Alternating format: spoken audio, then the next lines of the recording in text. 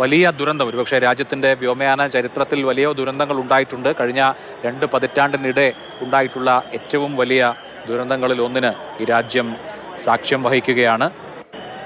ഏറ്റവും പ്രധാനപ്പെട്ട കാര്യം 242 പേരിൽ ഒരാൾ ജീവനോടെ ബാക്കിയായി എന്നുള്ളതാണ്.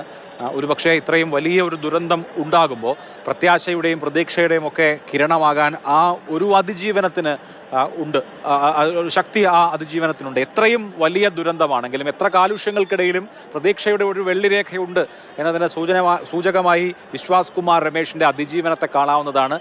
ഇന്ന് ഈ ദുരന്തത്തിൻ്റെ എല്ലാ തരത്തിലുള്ള ആ അങ്ങേയറ്റത്തെ സങ്കടഭാരവും പറയുമ്പോൾ ഈ അതിജീവനം അതുകൊണ്ടൊരു ആശ്വാസമായി മാറുകയും കൂടിയാണ്. ഇപ്പോൾ നമ്മോടൊപ്പം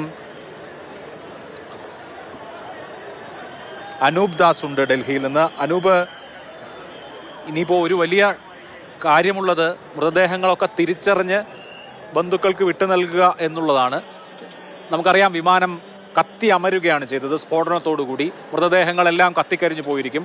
DNA പരിശോധനയ്ക്ക് ശേഷം മാത്രമേ ആരാണ് എന്ന് ഐഡൻറ്റിഫൈ ചെയ്ത് കൃത്യമായി മൃതദേഹങ്ങൾ വിട്ടുകൊടുക്കാൻ കഴിയുകയുള്ളൂ. മാത്രമല്ല, ആ വിമാനം തകർന്നു വീണ ഹോസ്റ്റലുമായി ബന്ധപ്പെട്ട് നിൽക്കുന്ന ആളുകൾക്കും ജീവഹാനി നേരിട്ടിട്ടുണ്ട്. ഇപ്പോൾ അവിടുത്തെ സിവിൽ ആശുപത്രിയിൽ എന്തെല്ലാം കാര്യങ്ങളാണ് നടക്കുന്നത്? അമിത്ഷാ അടക്കമുള്ള ആളുകൾ അഹമ്മദാബാദിലേക്ക് പോയിരുന്നു. ആരാണ് കാര്യങ്ങൾ കോർഡിനേറ്റ് ചെയ്യുന്നത്? മൃതദേഹങ്ങൾ എപ്പോൾ മുതൽ ബന്ധുക്കൾക്ക് വിട്ടു നൽകി തുടങ്ങും? ഗുജറാത്ത് സർക്കാർ തന്നെയാണ് ഈ സംഭവ സ്ഥലത്തെ കാര്യങ്ങൾ കൈകാര്യം ചെയ്യുന്നത്. അതായത് പരിക്കേറ്റ ആളുകളെ ആശുപത്രിയിലേക്ക് മാറ്റിയതും ആശുപത്രിയിൽ വേണ്ട സൗകര്യങ്ങൾ ഉറപ്പാക്കുകയും മാത്രമല്ല താൽക്കാലിക സംവിധാനങ്ങൾ, ഇപ്പോൾ ബന്ധുക്കളായ ഉൾപ്പെടെയുള്ള ആളുകൾക്ക് അങ്ങോട്ടേക്ക് വരാനുണ്ട്, വരുമ്പോൾ അവർക്ക് സമയം ചിലവഴിക്കാനുള്ള സ്ഥലങ്ങൾ ഉൾപ്പെടെ സജ്ജമാക്കിക്കൊണ്ടിരിക്കുകയാണ്. ആശുപത്രിയിൽ പരിക്കേറ്റ ആളുകൾ സംബന്ധിച്ച വിവരങ്ങളൊക്കെ തന്നെ ക്രോഡീകരിക്കുകയും അവർക്ക് വേണ്ട ചികിത്സ ഉറപ്പാക്കുകയും ചെയ്യുന്നത് സംസ്ഥാന സർക്കാരാണ്. വ്യോമയാന മന്ത്രി സംഭവ സ്ഥലത്ത് ഏതാണ്ട് 1 മണിക്കൂർ മുമ്പ് എത്തിയിട്ടുണ്ട്. അതിന് കൂടെ തന്നെ ആഭ്യന്തരമന്ത്രി അമിത്ഷാ ഇപ്പോൾ ഈ അപകടം നടന്ന സ്ഥലത്ത് സന്ദർശനം നടത്തിക്കൊണ്ടിരിക്കുകയാണ്.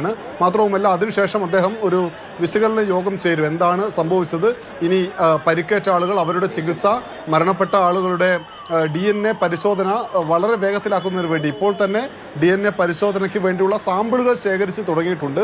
ബന്ധുക്കളെ ഈ സംഭവ സ്ഥലത്തേക്ക് ആശുപത്രിയിലേക്ക് വിളിച്ചു വരുത്തുകയും അവിടുന്ന് സാമ്പിളുകൾ ശേഖരിക്കുകയും ചെയ്യുന്ന നടപടികൾ ആരംഭിച്ചിട്ടുണ്ട്. നാളെ വൈകിട്ടോടുകൂടി തന്നെ ഈ നടപടിക്രമങ്ങളൊക്കെ പരമാവധി പൂർത്തിയാക്കാനുള്ള ഒരു ഇടപെടൽ നടക്കുന്നുണ്ട്. അധികം വൈകാതെ തന്നെ ബന്ധുക്കൾക്ക് മൃതദേഹം വിട്ടു നൽകാനുള്ള ഇടപെടലാണ് സംസ്ഥാന സർക്കാരിൻ്റെ ഭാഗമായിട്ട് ഇപ്പോൾ നടക്കുന്നത്. അതാണിപ്പോൾ അഹമ്മദാബാദുമായി ബന്ധപ്പെട്ട് ഇത്രയും കാര്യങ്ങളാണ് ഇപ്പോൾ നടക്കുന്നത്. അതിനപ്പുറത്തേക്ക് എന്താണ് സംഭവിച്ചത്, എങ്ങനെയാണ് വിമാനം തകർന്നു വീഴുന്നത് എന്ന വളരെ പ്രധാനപ്പെട്ട ചോദ്യമുണ്ട്. ആ ചോദ്യത്തിന് ഉത്തരം കിട്ടണമെങ്കിൽ ഒന്ന് ബ്ലാക്ക് ബോക്സ് കണ്ടെത്തി ഈ അന്വേഷണം പൂർത്തിയായി ആ അന്വേഷണത്തിൻ്റെ പ്രാഥമികമായിട്ടുള്ള റിപ്പോർട്ടെങ്കിലും കേന്ദ്ര സർക്കാരിന് സമർപ്പിച്ച് അതിൻ്റെ വിവരങ്ങൾ പുറത്തു വരണം. അതും വൈകാതെ ഉണ്ടാകുമെന്നാണ് മനസ്സിലാക്കാൻ കഴിയുന്ന കാര്യം. അവിടെ അനൂപ്, ഈ ബോയിങ് 787-8 എന്നുള്ള ഡ്രീം ലൈനർ എയർക്രാഫ്റ്റ് ലോകത്തെ തന്നെ ഏറ്റവും മികച്ച സുരക്ഷാ സംവിധാനങ്ങളുള്ള ഒരു എയർക്രാഫ്റ്റാണ്. കഴിഞ്ഞ 1.5 പതിറ്റാണ്ട് മുമ്പാണ് ഇന്ത്യൻ ഏവിയേഷൻ കമ്പനികൾ ഈ ഡ്രീം ലൈനർ വാങ്ങുന്നത്. അത് വാങ്ങിയ സമയത്ത് ആ സമയത്തെ മാധ്യമ വാർത്തകളിൽ അത് വലിയ ആഘോഷമായിരുന്നു. അങ്ങനെ ഏറ്റവും പ്രസ്റ്റീജിയസ് ആയിട്ടുള്ള ഒരു വിമാനമാണ് ഈ ഡ്രീം ലൈനർ. ആ ഡ്രീം ലൈനർ തകർന്നു വീണിരിക്കുന്നു. 169 ഇന്ത്യക്കാരും 53 ബ്രിട്ടീഷ് പൗരന്മാരും 1 കനേഡിയൻ പൗരനും 7 പോർച്ചുഗീസ് പൗരന്മാരും കൊല്ലപ്പെട്ടിരിക്കുന്നു എന്നുള്ളത് ആഗോളതലത്തിൽ തന്നെ വലിയ വാർത്തയാണ്. ലോകത്തെ എല്ലാ പ്രധാനപ്പെട്ട ന്യൂസ് ഔട്ട്ലെറ്റുകളും ഈ വാർത്തയാണ് ഇപ്പോൾ ചർച്ച ചെയ്തുകൊണ്ടിരിക്കുന്നത്, അല്ലെങ്കിൽ വിശകലനം ചെയ്തുകൊണ്ടിരിക്കുന്നത്. എന്തുകൊണ്ടാണ് ഇങ്ങനെ ഒരു എയർക്രാഫ്റ്റ് ദുരന്തം ഉണ്ടായതെന്ന് ലോകം തന്നെ വിലയിരുത്തുകയാണ്. ഈ എയർ ഇന്ത്യയുടെ ഉടമസ്ഥരായ ടാറ്റയും വിമാനത്താവളത്തിൻ്റെ കൈകാര്യകർത്താക്കളായിട്ടുള്ള അദാനി ഗ്രൂപ്പും അതുപോലെ തന്നെ ബോയിങ്ങും ഒക്കെ ഇതേക്കുറിച്ച് പ്രതികരിച്ചിട്ടുണ്ടോ? എന്താണ് ഇവരുടെയൊക്കെ പ്രതികരണങ്ങൾ? ഈ ടാറ്റയോ ഏറ്റവും പ്രധാനപ്പെട്ടത് എയർ ഇന്ത്യയുടെ ഉടമകളായിട്ടുള്ള ടാറ്റയുടെ പ്രതികരണമാണ്. ടാറ്റ പറയുന്നത് എന്താണ് ഈ അപകടത്തിൻ്റെ കാരണമെന്ന് വ്യക്തമായിട്ടില്ല, അത് അന്വേഷിക്കുന്നുണ്ട്. അതിന് പുറമെ ഈ മരണപ്പെട്ട ആളുകളുടെ കുടുംബത്തിന് 1 കോടി രൂപ വീതം ഞങ്ങൾ, അതായത് ടാറ്റ നൽകുമെന്ന് അവർ വ്യക്തമാക്കിയിരിക്കുന്നു. അതിൻ്റെ കൂടെ തന്നെ ഈ മെഡിക്കൽ കോളേജിൻ്റെ ഒരു കെട്ടിടം സമ്പൂർണ്ണമായി തകർന്നു പോയിട്ടുണ്ട്, അത് പുനർനിർമ്മിച്ച് നൽകുമെന്ന് പറയുന്നുണ്ട്. അതിൻ്റെ കൂടെ ചികിത്സയ്ക്ക് വേണ്ട, ഇപ്പോൾ ആശുപത്രിയിൽ ചികിത്സയിലുള്ള ആളുകളുടെ സമ്പൂർണ്ണമായ ചികിത്സാ ചിലവും ടാറ്റ കമ്പനി വഹിക്കുമെന്നാണ് ഈ കമ്പനി പറയുന്നത്. ബോയിങ്ങുമായി ബന്ധപ്പെട്ട ഔദ്യോഗികമായിട്ടുള്ള കാര്യമായ പ്രതികരണം വന്നിട്ടില്ല. പക്ഷേ ലോകത്താകമാനമുള്ള ആളുകൾ ഈ കാര്യം ശ്രദ്ധിക്കുന്നുണ്ട്. ബോയിങ്ങിൻ്റെ ഓഹരിയിൽ വലിയ ഇടിവ് സംഭവിച്ചിട്ടുണ്ട്.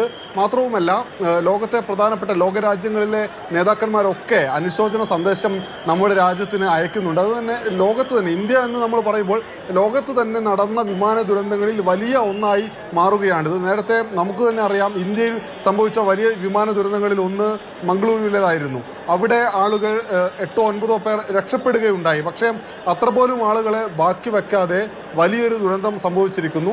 അതിലിനിയിപ്പോൾ ഏറ്റവും പ്രധാനമായി അറിയാനുള്ള കാര്യം, അഭിലാഷ് തന്നെ സൂചിപ്പിച്ച പോലെ വലിയ സുരക്ഷാ സന്നാഹങ്ങളുള്ള അപകടങ്ങൾ ഉണ്ടാവാൻ സാധ്യത തീരെ കുറവ് എന്ന് പറയുന്ന ഒരു വിമാനത്തിലാണ് ഇപ്പോൾ ഈ അപകടം സംഭവിച്ചത്. അതെന്തുകൊണ്ട് എന്ന ചോദ്യമാണ്. ആ ചോദ്യത്തിന് ഉത്തരം ലഭിക്കാൻ ഈ പ്രാഥമികമായ അന്വേഷണ റിപ്പോർട്ടെങ്കിലും ലഭ്യമാണ്. പക്ഷേ ഇപ്പോൾ മനസ്സിലാക്കാൻ കഴിയുന്ന കാര്യം, എഞ്ചിന് തകരാറ് സംഭവിച്ചു എന്ന ഒരു പ്രാഥമിക വിലയിരുത്തൽ കേന്ദ്ര സർക്കാരിൻ്റെ ഭാഗമായിട്ടുണ്ട് ഈ അപകടവുമായി ബന്ധപ്പെട്ട് എന്നാണ്.